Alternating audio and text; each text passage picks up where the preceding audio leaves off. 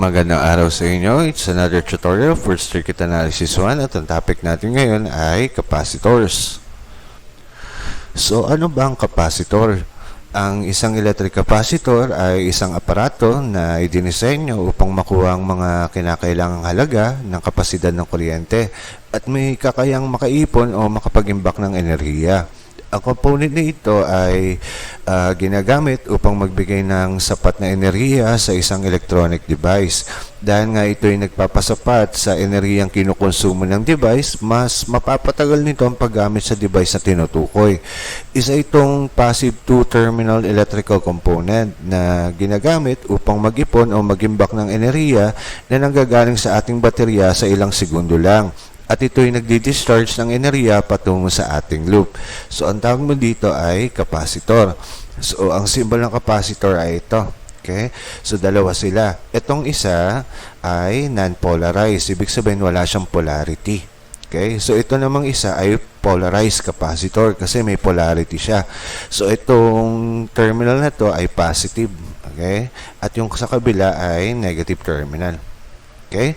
So, ang tawag mo sa device, capacitor. Ang tawag mo sa rating niya ay capacitance. At ang unit ng capacitance ay farad. Okay? So, formula ng capacitance ay C, okay, is equal to Q over B. Si C, that is the capacitance. Si Q, that is charge. And then si B ay voltage. So, si C, ang unit niyan ay farad. Okay? So, ito yan. At ang unit dapat ng Q mo ay nakakulong. At ang unit dapat ng voltage mo ay naka-volts. Okay? So, sa conversion, ang isang farad is equal to 1 coulomb per volt. Kasi ang unit nito ay coulomb, tapos ang unit naman ng voltage mo ay volts. So, coulomb per volts, that is equivalent to farad. Okay? So, kapag ito yung unit para sa MKS-SI. Okay? Kapag SI-CGS naman, ang unit dapat ng charge mo ay stat C. Okay? Stat C.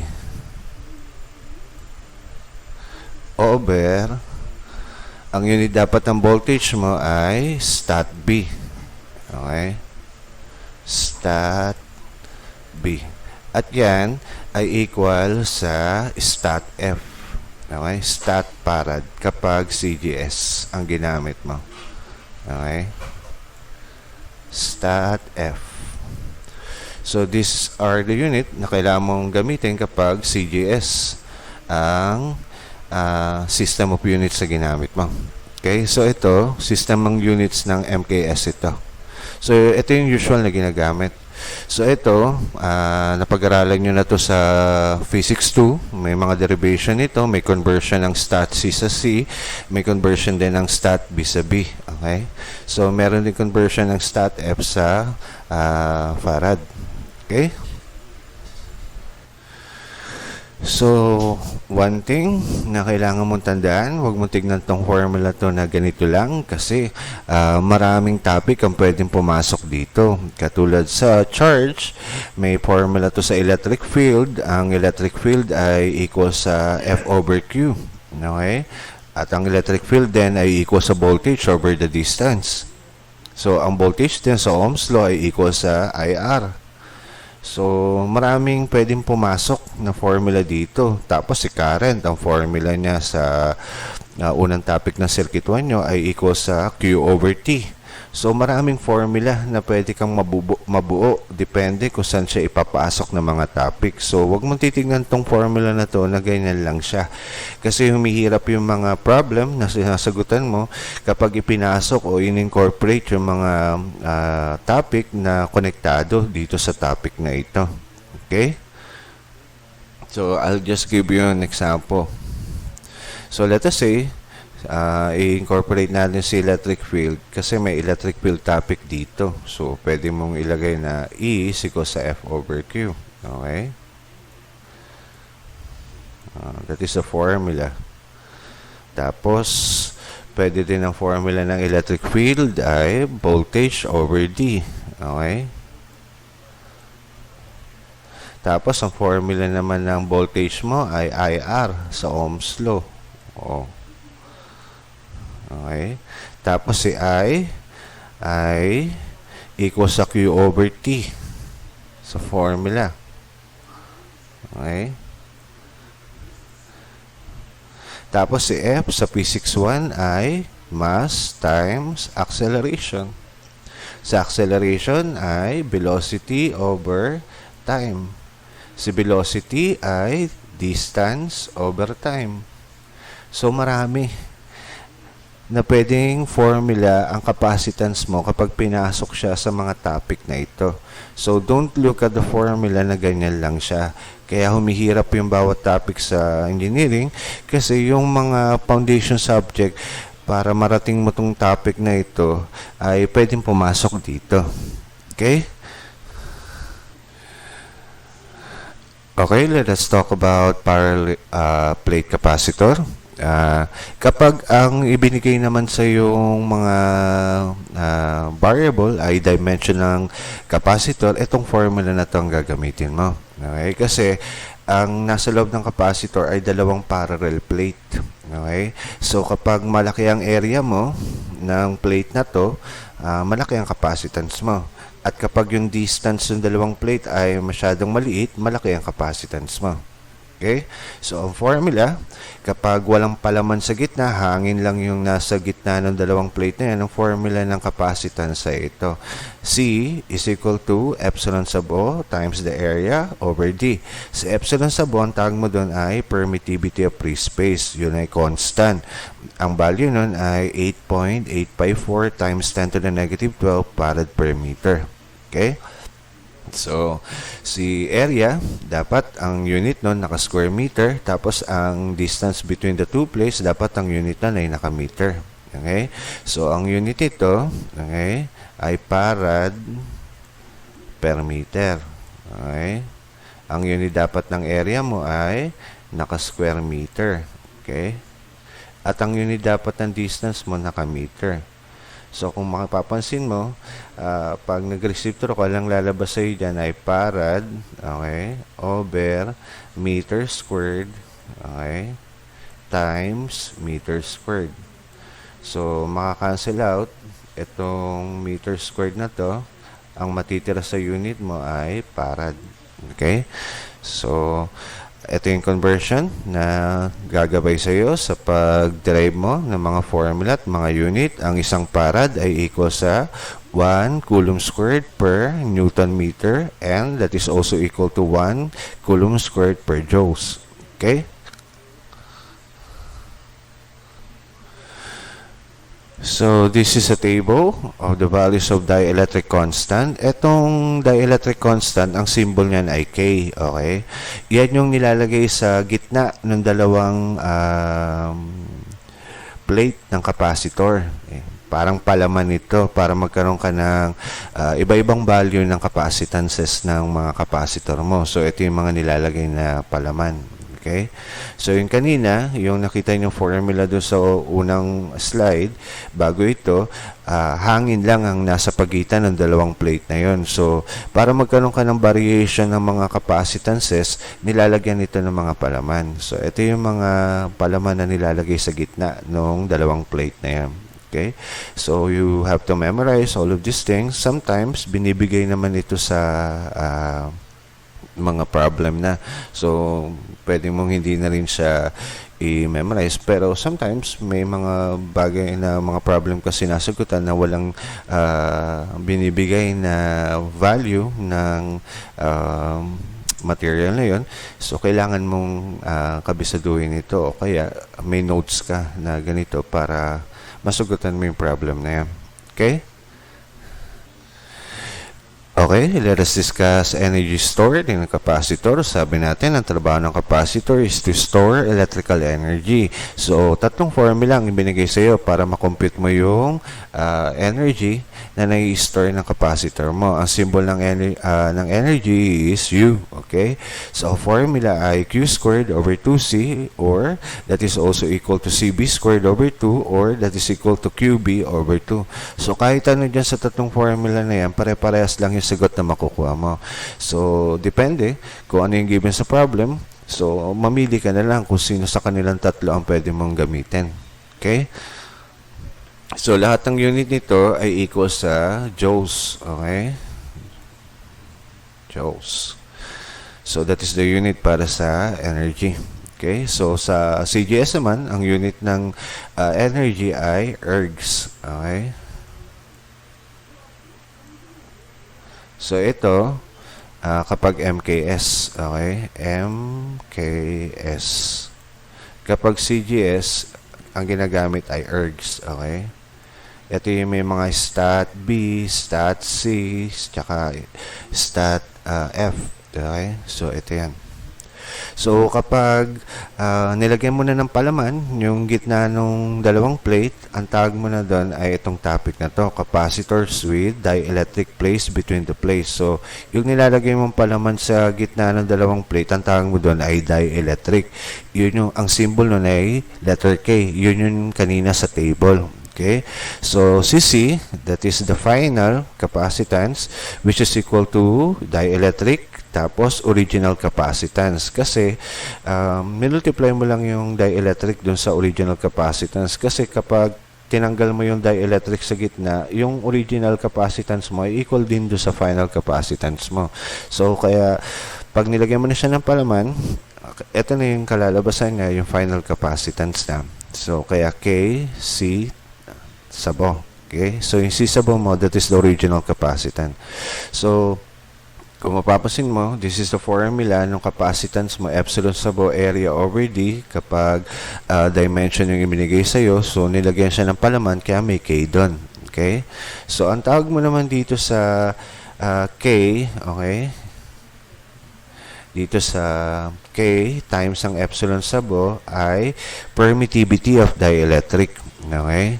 So, kapag si dielectric, multiply mo sa permittivity of free space, ang tawag mo doon ay permittivity of dielectric. Okay? Ang ibig sabihin nun, parang siyang sumusukat doon sa material na to kung gaano kalaki ang pinipermit niya para makadalo yung charges from this side to the other side. Okay? So, that's what you call the permittivity of dielectric. Okay, so kaya makakabuo ko ulit ng bagong formula. That is permittivity of dielectric times the area over D. Okay? So, ito yan. So, ang symbol ng permittivity of dielectric, epsilon. Wala na siyang sabo. Pag may sabo, ibig sabihin, permittivity of free space yan. So, kapag walang sabo, ang tawag mo doon ay permittivity of dielectric. Okay? So, kung mapapansin mo, wala naman masyadong pagbabago. Nilagyan lang ng K kasi nilagyan ng palaman yung dalawang plate. Okay?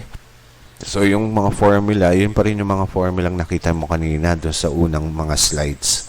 Okay? Okay, let's discuss connections ng capacitors. So, paano kinocompute kapag ang capacitor ay in series? Okay, so sabi natin, para masabi mong series connection, ang mga component dapat ang pagkakaayos ay one after the other. So, ito ay one after the other ang connection. So, meron tayong given na tatlong capacitance, which is C1, C2, and C3. Okay? So, para makompute mo yung total capacitance ito yung formula, naka-reciprocal siya. 1 over the equivalent capacitance is equal to 1 over C1 plus 1 over C2 plus 1 over C3 and so on. So, depende kung ilang capacitor yung given doon sa circuit diagram mo. Okay? So, pwede mong gamitin din dito yung formula na C total, okay, is equal to C1, okay, tapos C2 over C1, okay, plus C2. Pero ito, dalawang capacitor lang ang pwede sa computation na hindi ka nagre-reciprocal na. So, pag nakuha mo na yung series connection nito, tapos tsaka mo ulit series using this formula. Okay? So, kung mapapansin mo, kabaliktaran to ng computation sa resistor. Kasi sa resistor, pag siniseries, ina-add lang siya. So, sa capacitance, baliktad siya. Yung computation sa parallel ng resistor, yun ang computation sa series ng capacitor. Tapos, sa parallel naman ng capacitor, yung computation ng series connection sa resistor, yun naman ang computation dito sa capacitors in parallel. Okay? So, ang laging kinocompute kapag series connection, di ba, lagi ay voltage drop sa bawat component. So, B1, okay, B2, tapos B3. Ang constant variable dito ay si Q. Okay, si Q. Kasi, isang charge lang yung dumaloy dito sa isang buong circuito na to.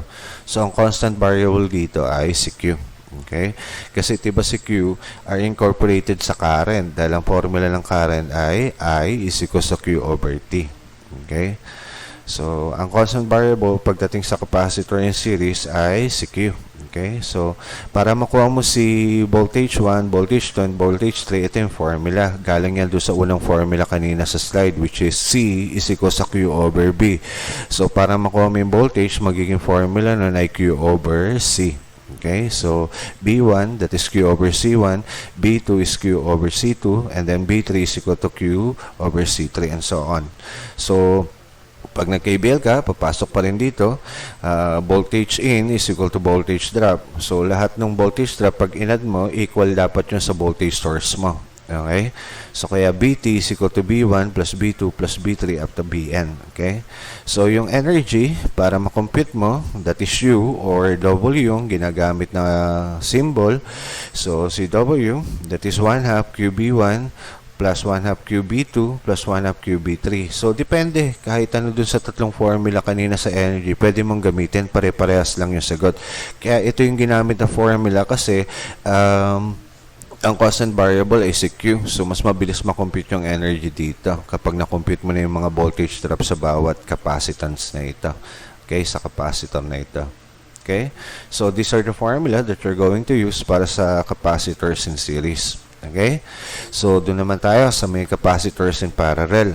So, para masabi mo na ang connection ay nakaparallel, dapat common sila sa dalawang node. Okay? Sa dalawang point. So, ito, si C1, common sa C2. Tapos, yung isang paa naman ng C1 mo ay common din sa C2. So, silang dalawa ay nakaparallel connection kasi common sila sa dalawang point o sa dalawang node. Okay, so ang tawag mo dito sa connection na to ay parallel connection. So para makompute mo yung total capacitance, sina-add lang siya kapag naka-parallel connection. So C1 plus C2 plus C3. Okay? So, ang constant variable dito ay si voltage. Kasi sabi natin, kapag parallel connection, ang constant ay voltage. So, kaya wala kang makikitang mga subscript yung B mo. Kasi equal lahat sa bawat branch. Okay? So, ang kinukompute lagi dito ay yung charge.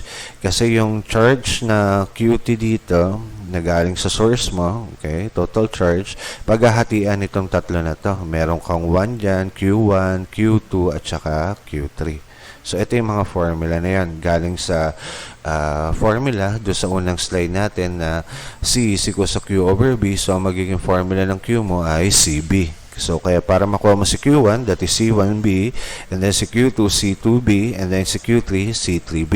Okay? So, pag inad mo yan, si Q1, si Q2, at si Q3, equal yan doon sa total charge. At ang tawag mo doon ay KCL. Okay? Kirchhoff's current law. Current in is equal to current out. Okay? So, para naman makompute mo yung energy, ang formula ng total energy, that is 1 half C1B squared plus 1 half C2B squared plus 1 half C3B squared, and so on. So, kaya ito yung ginamit nating formula kasi constant yung voltage. Pero kahit ano dun sa tatlong formula kanina dun sa energy, pwede mong gamitin basta available yung mga variable na yun. Okay, so these are the formula that you're going to use in computing capacitors in parallel. Okay? Okay, let's have an example para maintindihan niyo kung paano ginagamit yung mga formulang nakita nyo kanina sa mga naunang slide. So, sa problem number 1, a power plate capacitor has a capacitance of 500 picofarad and a charge of magnitude 0.2 microcoulomb on each plate. So, the plates are 0.2 millimeter apart. So, sa letter A, what is the potential difference between each plate? Sa B, what is the area of each plate? And sa C, if a dielectric of value 3 is inserted between the plates, what will be its new capacitance? So, ang given lang sa problem ay capacitance, si C, that is equal to 500 picofarad, and then si Q, that is 0.2 microcoulomb, and the distance between the two plates, that is 0.2 millimeter. So, ang tinatanong sa A ay si voltage, okay, potential difference. At sa B, ang tinatanong ay si area.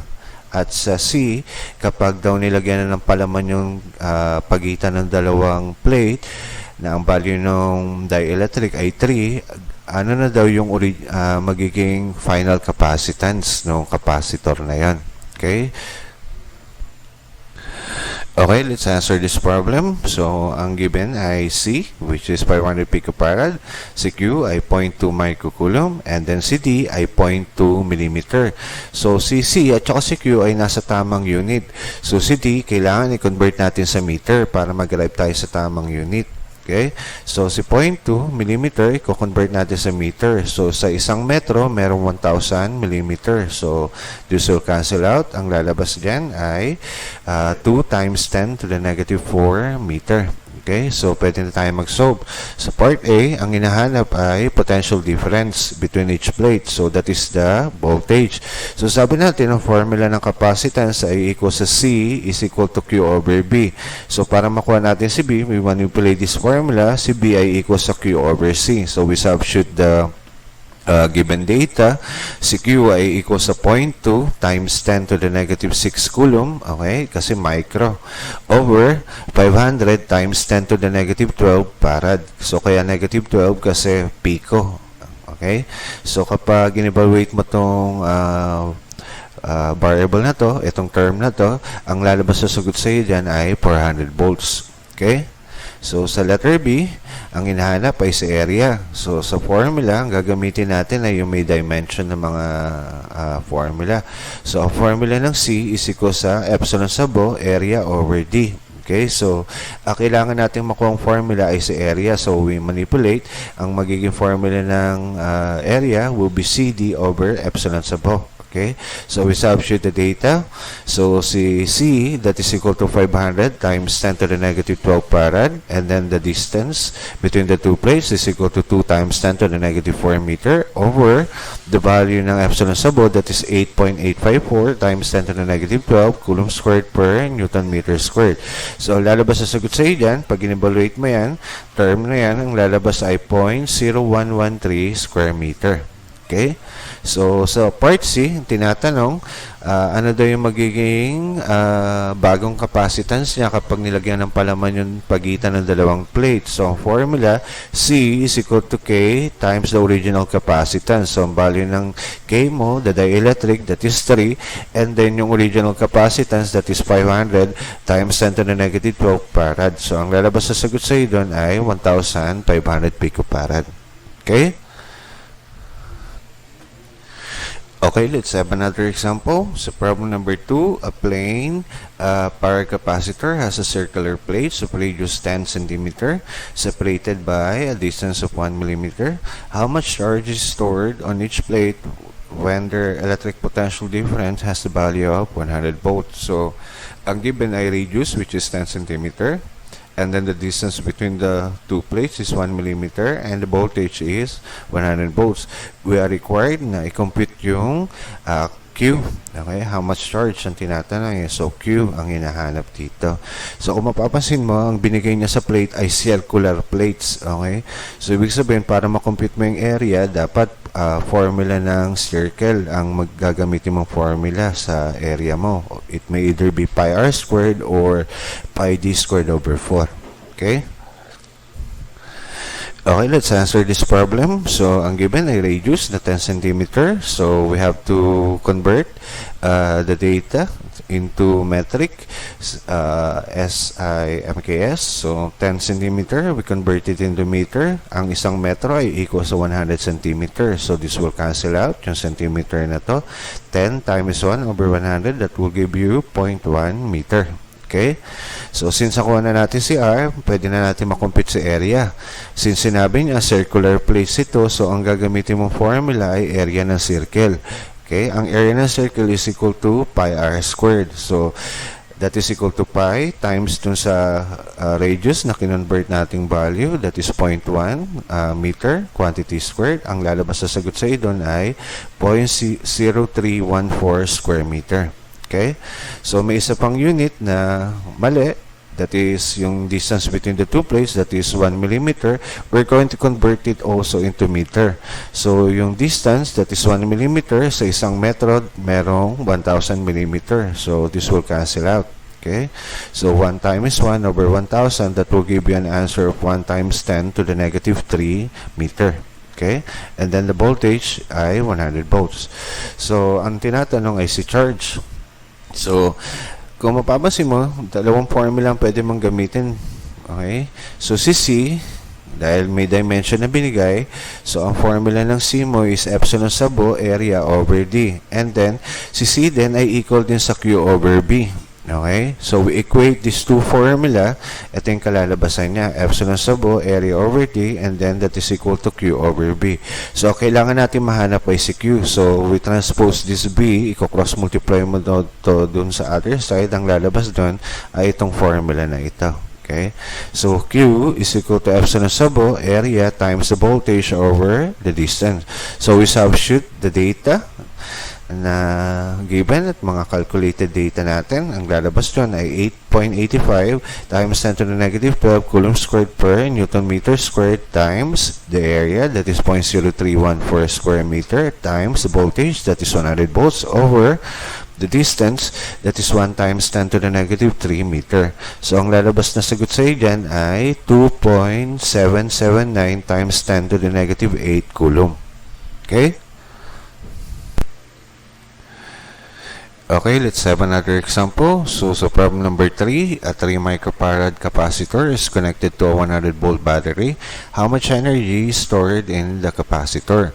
So, ang given lang ay capacitance, which is 3 microfarad, and the voltage is 100 volts. So, we are required to calculate the U, okay, the energy, or W. Okay? Okay, let's answer this problem. So, ang pwede natin gamitin formula sa tatlong formulang ibinigay sa energy ay yung CB squared over 2 kasi yun yung given. Okay? So, that is a formula that we're going to use to calculate the energy. So, U is equal to CB squared over 2. So, we substitute the data. So, 3 microfarad yung capacitance mo. So, kaya 3 times 10 to the negative 6 farad kasi ang micro ay 10 to the negative 6. Okay? And then, the voltage is 100 volts. Quantity squared over 2. So, ang lalabas sa sagot sa dyan ay 0.015 joules or 15 millijoules. Okay? Kasi kapag scientific notation mo ito, lalabas sa dyan ay 15 times 10 to the negative 3 joules. So, ang 10 to the negative 3 ay milli. Kaya, naging 15 millijoules. Okay? Okay, let's have another example. So, sa problem number 4, find the equivalent capacitance between points A and B and calculate the total charge if the voltage across A and B is equal to 15 volts. Okay, so we are given total voltage which is 15 volts sa point AB. Okay, at pinapakompute sa atin yung total capacitance itong circuit diagram na ito and the charge. Okay. Okay, let's answer this problem. So, para makuha natin yung total charge, kailangan makuha muna natin yung total capacitance. So, para makompute natin yung total capacitance, si 15 microfarad, isi-series muna natin kay 3 microfarad. So, pag na-series mo na siya, tsaka mo naman siya ipaparallel dito sa 6 microfarad na ito. So, kapag na-parallel mo na sila, tsaka mo naman siya isi-series dito sa 20 microfarad. Okay? So, ganun yung pag-analyze para makuha mo yung total capacitance. So, si C15 ay nakaseries kay C3. So, yung subscript ng capacitance ay value ng capacitor mo. Okay? Para mas madaling makita. So, para makompute natin yung series connection nitong dalawang capacitance na ito, ang formula ay ito. Okay? So, CA, i-assume natin na CA ito yung series connection nitong dalawa na to. So, magiging C15 times C3 over C15 plus C3. Okay? So, kaya 15 microfarad times 3 microfarad over 15 microfarad plus 3 microfarad. That, which will give you an answer of 2.5 microfarad. Okay? So, ingat kayo dito sa pag-compute ng circuit diagram sa capacitor kasi hindi to resistor. Kasi sa resistor, kapag naka-series, ina-add siya. Tapos kapag naka-parallel, ina-add yung mga reciprocal ng mga resistances. So, sa capacitance, baliktad siya. Kapag naka-series, naka-parallel connection yung computation sa resistor. Pag naka-parallel naman sa capacitor, yung series computation naman sa resistor ang ginagamit na formula. Okay? So, ingat kayo kapag nagsasagot kayo ng mga ganito kasi sometimes pagdating sa final exam, magkakasama na lahat yung mga circuit diagram. So, para hindi ka malito sa pag-aanalisa ng sirkito. Okay?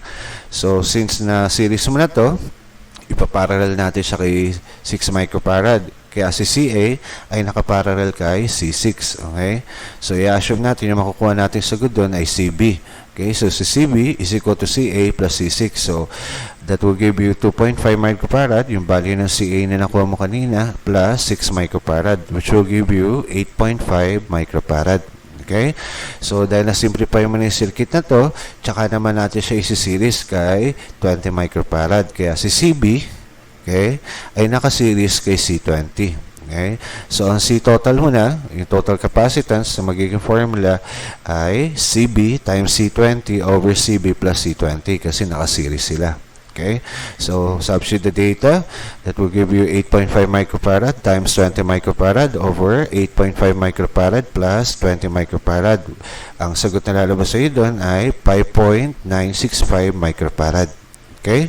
So, the total capacitance is this value. So, makakompute na natin yung total charge. Ang formula ng Q is CB. Diba? Ang formula ng C is equal to Q over B. So, kapag minanipulate mo yung formula, makukuha mo yung formula ng Q mo na CB. Okay? So, since total charge ang hinahanap, so, dapat ang formula ay total capacitance times sa total voltage. So, ang total capacitance mo ay 5.965 times 10 to the negative 6 farad kasi naka-micro yun, times the voltage which is 15 volts. Okay? So, ang lalabas sa sagot sa iyo dyan ay 8.948 times 10 to the negative 5 coulomb. Okay?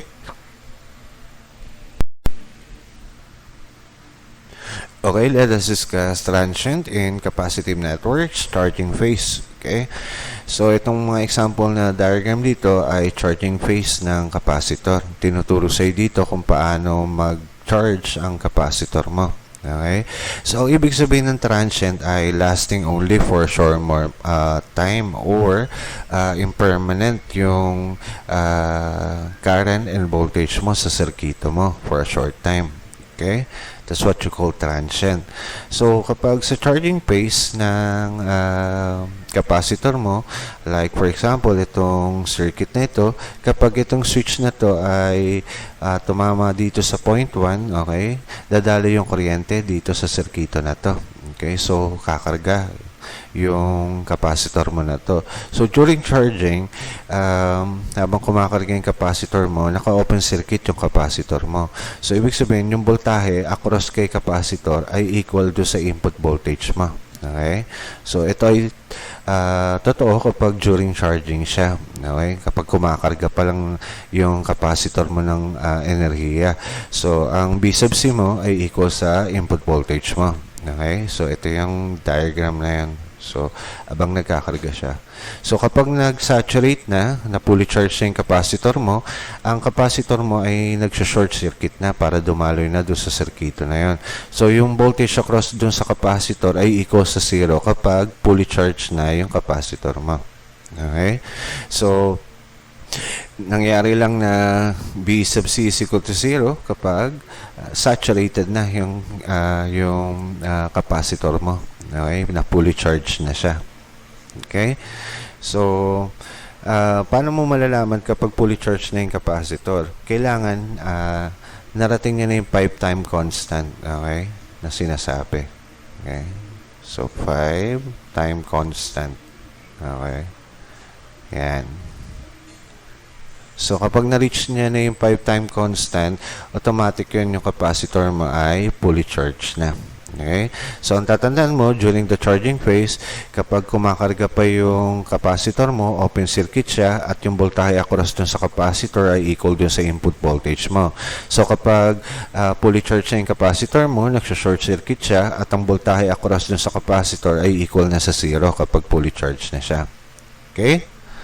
So, kapag binuksan mo yan, in-off mo yung switch na yun, ito na yung magiging diagram mo, pababa na yung kuryente. At 5 time constant din na oras, magdidecay yung energy dun sa loob ng capacitor na yan. Lahat ng kuryente na yun ay madi-discharge na after 5 time constant.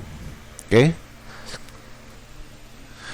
So, these are the formula that you're going to use in answering some problems sa charging phase ng capacitor. So, itong tau, that is the symbol para sa time constant sa capacitor. Ang time constant ay equal sa RC. Okay? So, ang unit nun ay seconds. Okay? So, parang yung time constant, that is the level ng pag-charge ng capacitor sa bawat oras, bawat segundo na tinatakbo nung pagkarga niya. Okay? So, basta ang tatandaan mo, after 5 time constant, fully charged na yung capacitor. Tapos, after 5 time constant din, fully discharged na yung capacitor mo. Okay? So, para makompute mo naman yung voltage across kay capacitor, ang formula ay B sub C is equal to the input voltage times 1 minus E to the negative T over RC.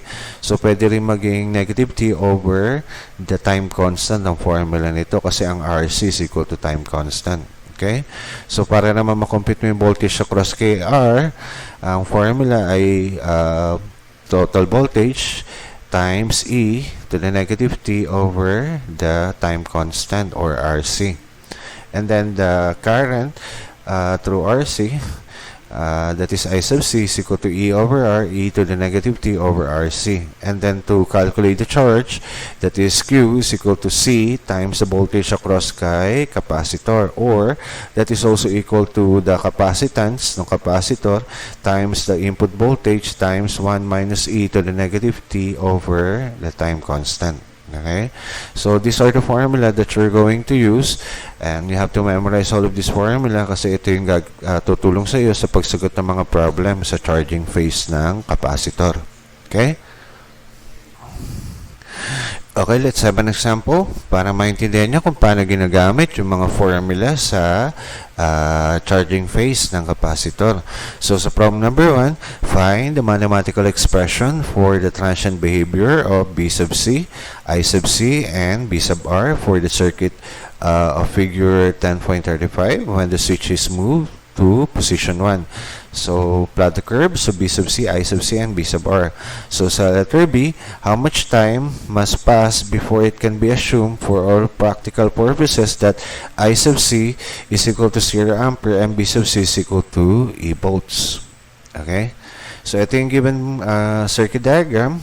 Pinako-compute sa atin yung mathematical expression ng BR, I sub C, at saka B sub C. So, charging phase lang tayo. So, ibig sabihin, isi-switch lang muna natin kay 1 yung switch para mag-charging phase. Kasi pag sinwitch mo na kay 2, discharging na yun. So, mamaya naman yun sa later part nitong topic.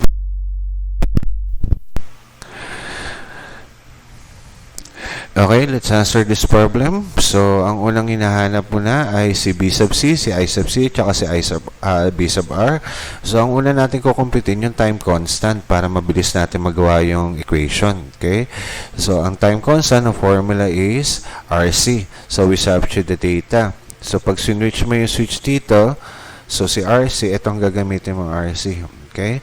So, R, that is 8 times 10 to the 3 ohm kasi nakakilo yun, times 4 microfarad, kaya 4 times 10 to the negative 6 farad kasi micro. Okay? So, ang lalabas sa sagot sa yan ay 32 times 10 to the negative 3 seconds, or that is 32 milliseconds. So, since ako na natin si time constant, pwede na natin makuha yung mathematical expression para kay B sub C, kay B sub R, and I sub C. So, the formula sa charging ng B sub C is this formula. That is, B sub c is equal to E times the quantity of 1 minus E to the negative t over the time constant. So, we substitute the theta. Ang E mo, ang given ay 40. So, 40, quantity 1 minus E to the negative t over 32 milliseconds. So, kaya 32 times 10 to the negative 3. Okay? So, this is the mathematical expression para sa B sub c mo. Okay? So, para naman makuha natin yung mathematical expression para kay I sub c, we use the formula for the charging ng capacitor mo. Ang I sub c is equal to E over R, E to the negative t over the time constant. So, 40 volts over the R, that is 8 kilo ohm, E to the negative t over 32 milliseconds. So, 40 over 8 kilo ohm, lalabas sa'yo doon ay 5 times 10 to the negative 3. E to the negative t over 32 milliseconds. So, this is the mathematical expression para sa I sub c mo. Okay? Para naman kay B sub R, ang formula nun ay E times ng E to the negative t over the time constant. So, that is equal to 40 E to the negative t over 32 milliseconds. Okay? So, sa letter B, sabi niya, how much time passed before it can be assumed for our practical port that I sub c is equal to 0 ampere and B sub c is equal to E volts. So, ibig sabihin, paano mo daw malalaman na kapag ang I sub c mo ay 0 na? So, sabi natin, ang current or I sub c is equal to 0 and B sub c is equal to the input voltage kapag nagsa-charge pa lang yung capacitor mo. So, para malaman mo yun, that is equal to the 5 time constant. So, 5 times mo sa time constant mo, that is equal to 5 times 32 milliseconds. That will give you 160 milliseconds. Okay? So, at this time, that is the time wherein the I sub c is equal to 0 ampere and B sub c is equal to E volts. Okay? Okay, let's discuss transient and capacitive networks. Discharging phase naman tayo. So, pag discharging phase, isi-switch mo yung switch mo sa point 2 para mag-discarga. So, kapag sa circuit diagram na to, kapag sinwitch mo sa point 2 yung circuit diagram mo, so, lahat ng energy dito, hihigupin itong resistor na ito. Okay? Kaya ang daloy ng kuryente ay pa counterclockwise. Okay, so these are the formula that you're going to use pag discharging phase na. Okay? So, para makuha mo yung voltage across kay B sub c during the discharging phase, the formula is E times E to the negative t over the time constant or RC. Or, pwede din na B sub c is equal to the instantaneous voltage times E to the negative t over RC. So, ito ginagamit kapag depende. Kunyari, let us say, hindi pa siya fully charged, tapos biglang diniskarga mo. So, ito yan. So, yung instantaneous voltage mo, yung voltahe during that time, nung switch mo siya para mag-diskarga. Kaya B sub I. So, ito, yung formula na to, kapag kunyaring fully charged yung capacitor mo, tapos diniskarga mo siya, so ito yung formula na yun. Kapag hindi siya fully charged o may konting karga yung capacitor mo, tapos tsaka mo siya diniskarga, ito yung formula naman na ginagamit. Okay? So, pinapalitan lang ng variable. Ito yung input voltage mo, tapos ito, instantaneous voltage. Yan yung voltahe na laman ng capacitor mo during that time bago mo siya diniskarga. Okay? So, para naman makuha mo yung voltage across dun sa resistor na ito, ang formula nun ay E times ng E to the negative t over the time constant. Okay? So, yung current na IC, okay, which is equal to IR also kasi naka-series connection ito. So, ang I sub c mo is equal to E over R, E to the negative t over the time constant. Okay? So, kapag instantaneous yung value ng energy dito sa capacitor mo, this is a formula that you're going to use. So, I sub c is equal to B sub I over R, E to the negative t over the time constant, or the instantaneous current during that time times E to the negative t over time constant. Okay? Basta ito, ginagamit itong dalawang formula na to kapag hindi pa siya fully charged, tas bigla mo siyang diniskarga. Okay? So, itong tatlong formula na to, ginagamit kapag fully charged yung capacitor mo bago mo siya diniskarga. Okay? So, you have to memorize all of this formula kasi ito yung tutulong sa iyo sa pagsagot ng mga problem para dito sa topic na ito. Okay? Okay, let's have an example para dito sa topic na ito para maintindihan nyo kung paano ginagamit yung mga formula sa discharging phase ng capacitor. So, sa problem number 1, after B sub C is in example 10.5 has reached its final value of 40 volts, the switch is thrown into position 2 as shown in figure below. So, find the mathematical expression for the transient behavior of B sub C and I sub C. So, ang pinapahanap sa atin ay mathematical expression ng B sub C and I sub C kapag ang daladalang voltahe ng capacitor mo daw ay 40 volts tsaka siya dinischarge. Okay? Okay, let's answer this problem. So, ang una nating kukumpitin ay yung time constant. So, nakompute na natin ito sa unang example kanina which is 32 milliseconds. You could check the value. Ang formula ng time constant ay RC. So, 8 kilo ohm times ng 4 microfarad. Ang lalabas sa iyo doon ay 32 milliseconds. Okay? So, since ang daladalang voltage ng B sub C mo ay 40 volts, so ang formula ng B sub C mo ay sa discharging is equal sa B sub C is equal to E times ng E to the negative T over the time constant. So we substitute the data, that is 40. Okay? So E to the negative T over 32 milliseconds. So this is the mathematical expression para sa B sub C. So para kay I sub C naman, ang formula ay I sub C is equal to negative E over R, E to the negative T over the time constant. So we substitute the data, that is equal to 40, okay, over 8 kilo ohm. Ang lalabas sa iyo doon ay 5 times 10 to the negative 3. Okay, kaya ang lumabas dyan ay negative 5 times 10 to the negative 3 e to the negative t over the time constant which is 32 milliseconds. So this is the mathematical expression para kay I sub C. Okay?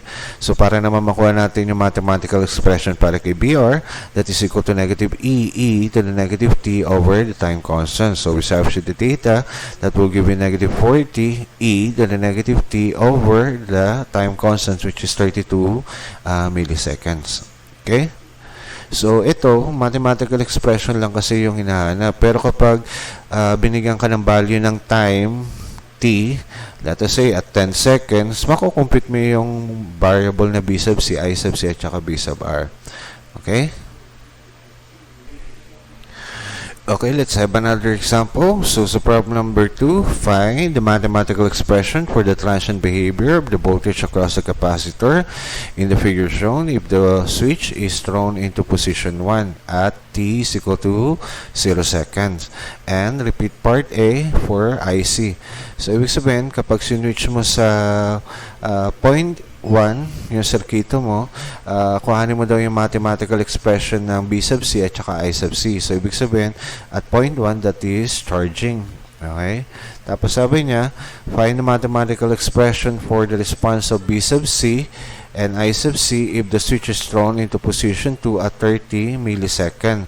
And assuming that the leakage resistance of the capacitor is infinite ohms. Okay? So, kapag nilipat mo sa point 2, ano daw yung mathematical expression ng B sub C at saka I sub C mo? Okay? So, sa part D, find the mathematical expression of the voltage B sub C and current I sub C if the switch is thrown into position 3 at T is equal to 48 millisecond.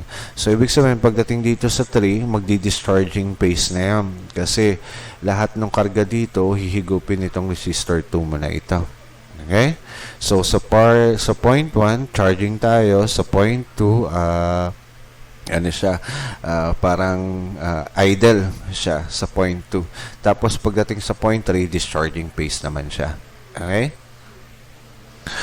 Okay, let's answer this problem. So, sa part A, naka-charging phase tayo. Kapag sinwitch mo tong switch na to sa point 1, so magkakarga yung voltahe na to, magbibigay ng kuryente para dumaloy dito sa C mo na to. Okay? So, para makuha natin yung B sub C, ang formula na gagamitin natin ay yung formula sa charging phase kasi charging phase ito. So, ang B sub C mo is equal to E times ang 1 minus E to the negative T over the time constant. So, ang time constant mo dito ay itong R na to at saka itong C na ito. Okay? Kasi doon nakakabit yung circuito mo. So, kaya ang time constant mo, R, 1 times ang C, that is 100 kilo ohm. So, that is 100 times 10 to the 3 ohm times 0.05 microfarad. So, kaya 0.05 times 10 to the negative 6 farad. Okay, so ang lalabas sa'yo doon ay 5 times 10 to the negative 3 seconds or 5 milliseconds. So, we can substitute the data dito sa equation na to. Ang lalabas sa'yo dyan ay B sub C is equal to 10 kasi ang input voltage mo ay 10 times 1 minus E to the negative T over 5 milliseconds. Okay, yung time constant na compute mo. So, this is a mathematical equation for B sub C para sa charging phase. So, sa B, para din dun sa charging phase mo, okay, kasi B sub C at saka I sub C ang hinahanap. So, sa formula para sa charging phase ng I sub C mo is equal to E over R1, E time E to the negative T over the time constant. So we substitute 10 volts over R1, that is 100 kilo ohm. So 100 times 10 to the 3 ohm, E to the negative T over 5 milliseconds. So ang lalabas sa iyo doon ay I sub C is equal to 0.1 times 10 to the negative 3 kasi 10 over 100 times 10 to the 3 ay 0.1 times 10 to the negative 3.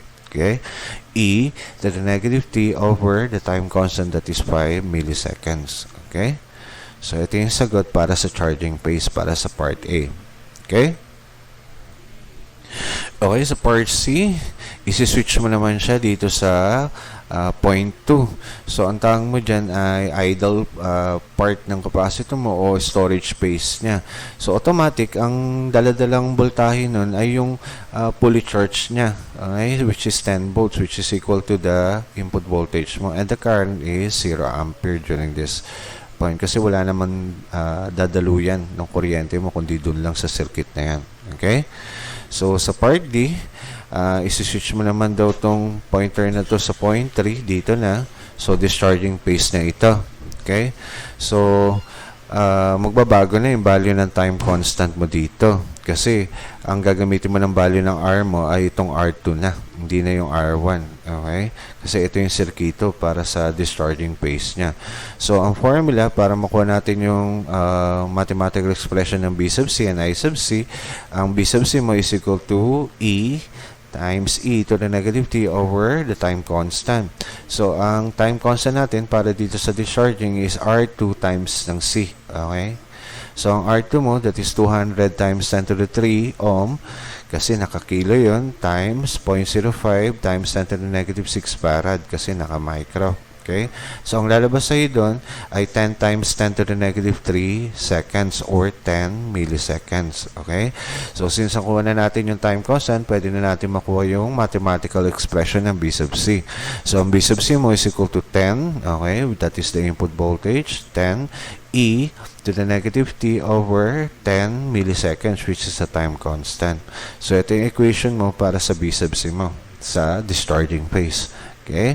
So, para naman makuha natin yung mathematical expression ng I sub C sa discharging phase, the formula is I sub C is equal to negative E over R2, E to the negative T over the time constant. Okay? So, ang E mo, that is 10 volts over R2, that is 200 kilo ohm, that is 200 times 10 to the 3 ohm, E to the negative T over the time constant. So, kapag sinimplify mo itong term na itong lalabas sa sagot sa iyan ay negative 0.05 times 10 to the negative 3, E to the negative T over 10 times 10 to the negative 3 seconds or 10 milliseconds.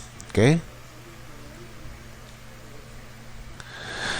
Okay, let us discuss transient and capacitive networks, initial values. Ang ibig sabihin nitong topic na to, kapag yung capacitor mo ay merong initial charge, okay? Let us say, nung sinwitch on mo, may karga pa yung capacitor mo. So, iba yung computation na ginagamit doon. O kaya, may karga siya, tapos biglang dinischarge mo. So, iba din yung formulang gagamitin mo para makompute mo yung tamang sagot. Kasi yung mga formula kanina na ginagamit ay puro mga fully charged yung capacitor, tapos fully charged siya nung dinischarge siya. So, paano kapag kunaring yung capacitor mo ay merong initial value sa loob niya? So, paano kinocompute yun?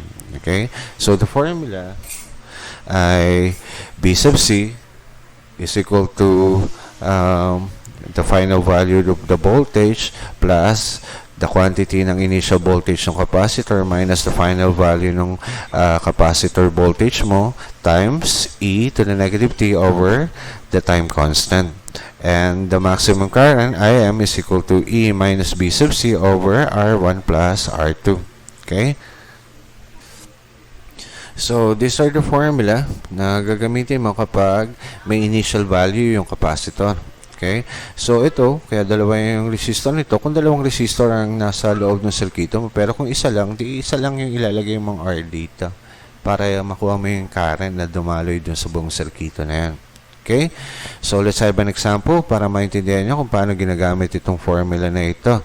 So, sa problem number 1, sabi niya, the capacitor has an initial voltage of 4 volts. So, sa part A, find the mathematical expression for the voltage across the capacitor once the switch is closed. And find the mathematical expression for the current during the transient period. Okay? So, sinasabi niya dito sa circuit diagram na may initial voltage na karga itong capacitor mo na 4 volts. So, pag sinusyon mo siya, ano daw yung mathematical expression ng I sub C at saka B sub C during that time. Okay? Okay, let's answer this problem. So, to calculate the time constant, ng formula ay RC. So, since sa circuit na to, kapag switch on mo siya, so dalawang resistor yung nasa loob ng circuito na to. Kaya ang naging formula, R1 plus R2 times ng C mo. Okay, so ang R1 mo, that is 2 kilo ohm, plus R2, that is 1.2 kilo ohm, times the capacitance, which is 3.3 microfarad, which will give you an answer of 11.22 milliseconds. Okay, so para makuha mo yung kung fully charged na yung capacitor mo, sabi natin pag ang capacitor ay fully charged, kailangan maabot niya yung 5-time constant. Kaya, minultiply natin siya sa 5-time constant. So, ang 5-time constant mo is equal to 56.1 millisecond. So, at this time, yung karga ng capacitor mo ay 24 volts na kapag dito sa oras na 56.1 milliseconds na ito. Okay? So, we use the formula para makuha natin si B sub C. Okay? Kasi may initial value yung capacitor natin na 4 volts nung bago natin i-switch itong switch na to dito sa point na ito.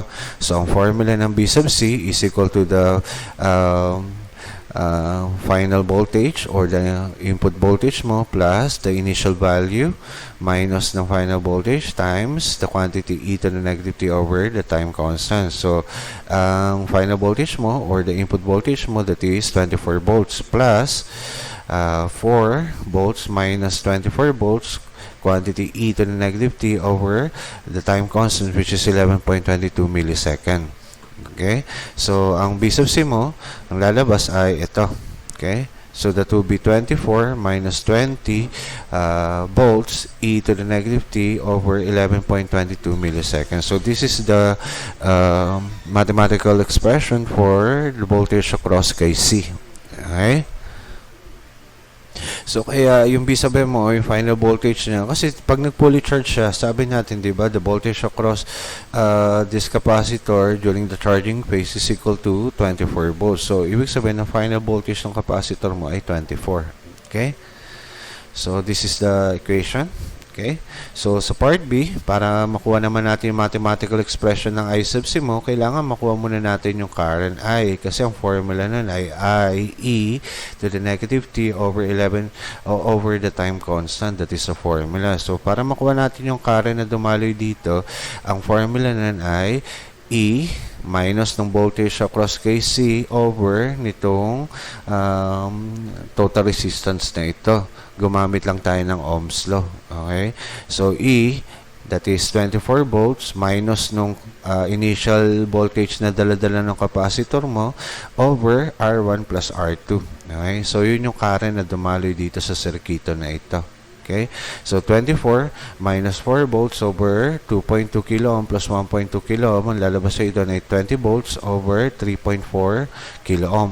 So, ang lalabas sa sagot pag in-evaluate mo tong term na to, ang lalabas doon ay 5.88 milliampere. Okay? So, yan pa lang yung initial current mo during the time bago i-switch on to. So, ang mathematical expression ng I sub C mo kapag switch on mo na siya, I sub I, E to the negative T over the time constant. So, we substitute the data dun sa formula na yun. Ang I sub C mo, yung I mo, which is I sub I or I sub M, that is 5.88 milliampere. E to the negative T over the time constant, that is 11.22 milliseconds. Okay? Okay, let us discuss transient and capacitive network, instantaneous values. So, itong instantaneous values, ito yung mga value ng voltahe mo at a certain time, at any time. Okay? So, let us say, sabi natin, para ma-fully charge ang capacitor, fully discharge ang capacitor mo, dapat naka 5 time constant. So, any time dun sa pagitan ng 0 to 5 time constant mo, ang tawag mo dun ay instantaneous values ng capacitor mo. Okay? So, ito yan. So, ito yung tatlong formula na pwede mong gamitin depende dun sa mga variable na given. Okay? So, si T, that is equal to the time constant, log E, okay? Log base ng E, times the quantity E over E minus B sub C, or the T is equal to the time constant log base E times the quantity E over I sub C R, or ang T mo is also this equal to the time constant log base E times the quantity E over B sub C. Okay? So, kahit ano dyan sa tatlong formula na yan ang gamitin mo, pare-parehas lang yung sagot. So, gagamitin mo lang siya kung anong mga variable ang given. Okay? So, let's have an example para dito sa topic na to para maintindihan mo kung paano ginagamit itong mga formula na ito. So, sabi niya sa problem number 1, suppose that B sub C is equal to 20 times the quantity 1 minus e to the negative t over 2 milliseconds. Determine the time required to reach 10 volt. So, ibig sabihin, dito kung mapapansin mo yan 20 volts, that is the maximum voltage. So, ibig sabihin, ang total charge dapat ng capacitor mo kapag fully charged siya dapat 20. Okay? So, sabi niya, anong oras daw narating ng capacitor mo yung 10 volts na rating niya? Okay? So, ito yung pwede mong gamitin, yung instantaneous values na ito. Okay?